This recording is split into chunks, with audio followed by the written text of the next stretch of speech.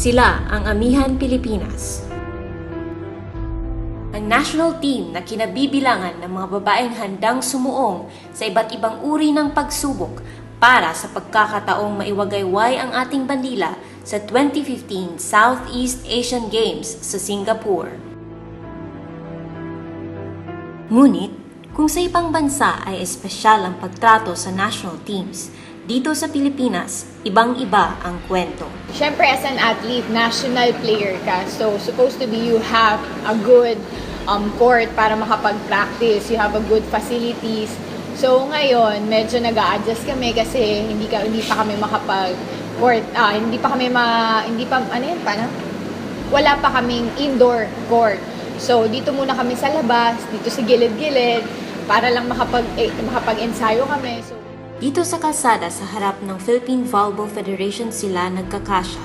Mapanindigan lang ang araw-araw na training habang hinihintay ang approval na magamit ng isang indoor volleyball court.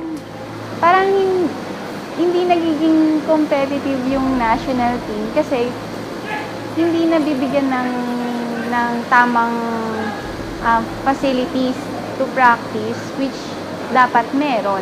Kasi tayo nga yung magdadala ng Philippines kasi national team ka tapos wala kang facilities para makapag-practice ng maayos. Well, mahirap kasi yung shoes mo luluma unang-una. And pagka isang tumbling namin dyan, gusto ko baka ma-injured pa kami. Siguro mas kailangan namin magdoble ingat kasi yung mga shoes pa namin pang indoor yon, di ba? Nasa outdoor kami kanina. So mag-ingat na lang din kami. Sa kabila nito, tuloy pa rin sila sa ensayo, dumadating ng alas 6 ng umaga gamit ang pangarap nilang puhunan sa pagtuloy na paglaban. we're taking the risk na bahala na, parang sa amin, basta gusto namin tuloy-tuloy to, ayaw namin mahinto itong program namin kasi nasimulan na namin to matagal na namin inaasam na makapaglaro sa SEA Games. Ito na yung chance namin, nandito yung suporta sa amin. Kaya talagang pinapakita namin yung pagiging dedicated namin as an athlete na kahit saan kami dalhin, gagawin namin yung best namin. Kasi parang andito na kami. Parang swerte kasi napili kami. Tapos kailangan na din namin panindigan. Tsaka sayang din kasi na ngayon lang nabuo ng ganito yung national team. So grab na namin opportunity. At ngayon na napabalitang binuwag na ng Philippine Olympic Committee ang Amihan Pilipinas, hindi maiwasan ng mga atleta na madurog ang kanilang puso. Syempre, masakit yon to the point na lahat kami nag-undergo sa, kumbaga, very systematic na tryout Ito yung first time kong naramdaman. Yung tryout nga, sinishare ko sa mga teammates ko. Yun yung tryout na nandun yung kaba. Na hindi ka sure kung makakapasok ka. Siyempre, for me, as a player, dumaan ka sa proseso ng tryout. Tapos, at the end, may maririnig ka na hindi ka deserving, hindi kayo deserving. Siyempre, medyo nakakababa ng loob. Pero sa nakikita ko naman kasi sa team, kahit marami kaming naririnig na ganyan, push pa rin. Tapos, ang maganda, kahit yung mga coaches, hindi pa rin kami nawawalan ng pag-asa na kikilalanin din kami one of these days as national team.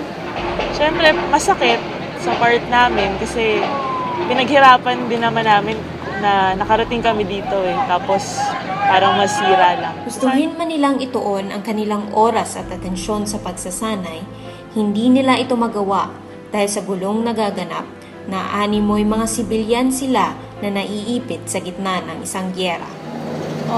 Para sa akin, isa tong mental baggage para sa isang athlete. Sa isang athlete na nangangarap para mag-represent sa country niya, makapag-serve sa country niya. So kami, talagang athlete kami. Gusto namin, lalaban lang kami. Gusto namin, mag-training lang kami. Yun lang ang dapat talagang iisipin ng isang player. Nakakalungkot kasi ito na yung start na talagang best of the best na player na napili. So, parang kami lahat apektado sa nangyayari ngayon sa Egypt. Siyempre, noong una, naiinis ka talaga kasi parang ito na yung magandang team na ginawa talaga na buo nila sa isang taon na nag-prepare dito. Parang nakaka-bad trip lang. nangyari. From zero tayo na walang sumusuport ang ngayon na nandyan ang PLDT, na nandyan ang PBF. Bakit hindi na lang tayo magkaisa para sa isang hangarin? At para nga kay Dakis, ang paglalaro sa Southeast Asian Games ay pangarap ng bawat isa sa kanila.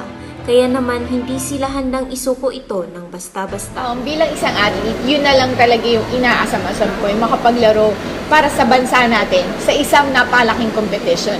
Not yung hindi yung sa club team na competition. Gusto ko yung as in talaga nire-represent mo yung country mo sa SEA Games. Yun kasi din yung isang dream ng isang galing sa UAAP, naging semi-pro, naging pro. So, yun talaga yung isa sa gusto kong ma-achieve bilang isang atleta ng Pilipinas.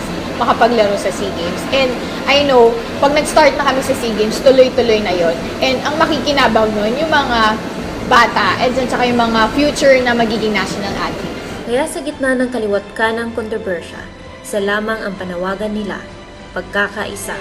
Sana wag sayangin yung opportunity na nagkaisa lahat ng players tsaka coaches para sa volleyball. Ayun. Sana tulungan na lang. Sana magkaisa tayo kasi one for Philippine volleyball. Dapat tayo yung unang nagkakaisa eh. Nakakalungkot man na bago pa nila makalaban ng mga dayuhan, kapwa Pinoy pa ang maaaring maging hadlang sa pag-abot nila sa kanilang mga pangarap. Sana, kung talagang mahal natin ang volleyball, tulungan na lang tayo to improve our volleyball here in the Philippines kasi kami as a player gusto namin may angat ang volleyball dito sa atin at nag-uumpisa na yon, wag natin harangan, wag natin